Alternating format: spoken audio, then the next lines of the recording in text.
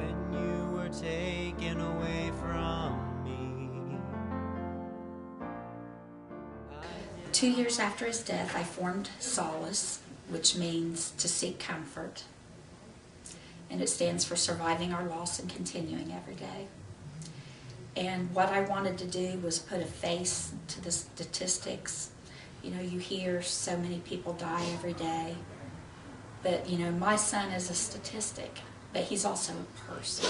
I don't know if I didn't want to see it looking back, or I just didn't see it, and then I didn't do anything to help him.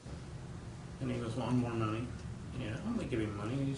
He's our son. You know, he was delivering pizzas. You don't make much money doing that. You know, you want your mom to be there for you and do them kind of things with you. Like, that's what they're supposed to do. I'm not supposed to be the one to look after her, or I shouldn't be the one to give her money.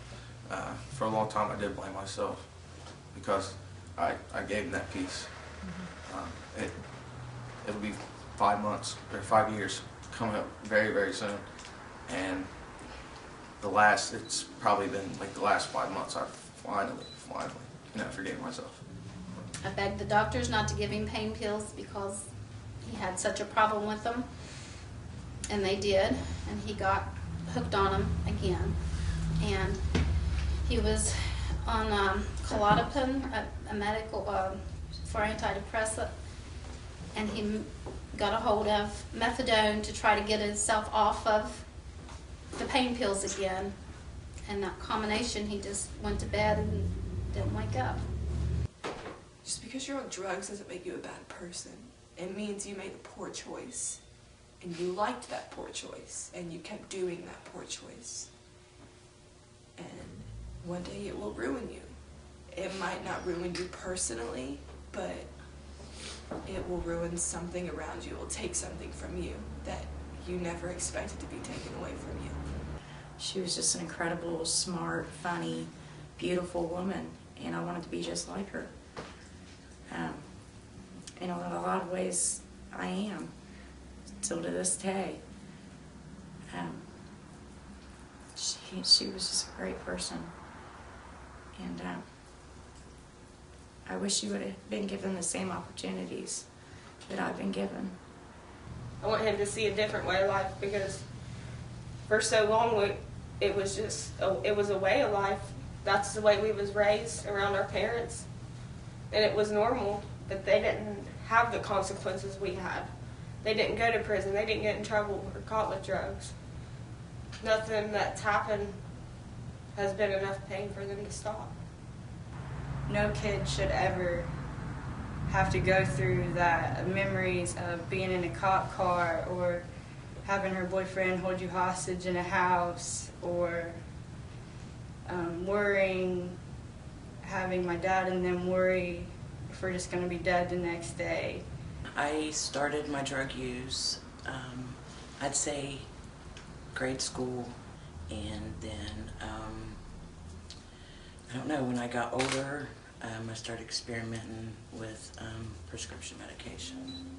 You think you can try it once, and there's so many that can't do it one time. They get addicted. And I always heard, and unfortunately it's true, you're either going to end up in prison or you're going to end up dead. And unfortunately, my two ended up dead, and I told them that all along, that it just gets such a hold on you and destroys everyone's life around you. So don't even try it. You know, don't even take that first pill or shoot that first, whatever. Just don't try it the first time, because it could be deadly.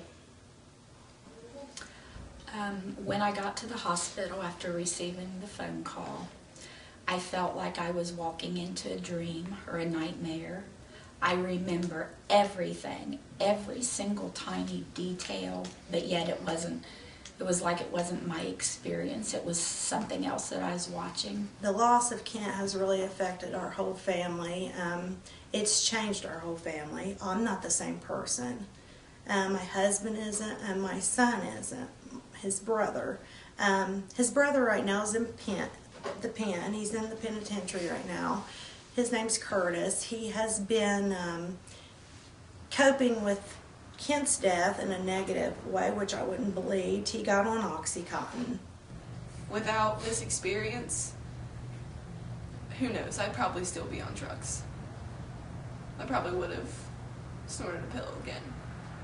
But Garrett's death, it was a tragic, but it was also a big eye-opener. You know, that joint can be laced with something that can kill you. That pill can react in your body the wrong way and kill you, just one. And, or not, it'll give you that wow thing and you'll be hooked, you know. And I just want them to stop and think before they do it. I don't know the words to get into their head to make them stop and think, because most kids aren't. They're out at a party and your friend says, here, take this, and they do it before they think.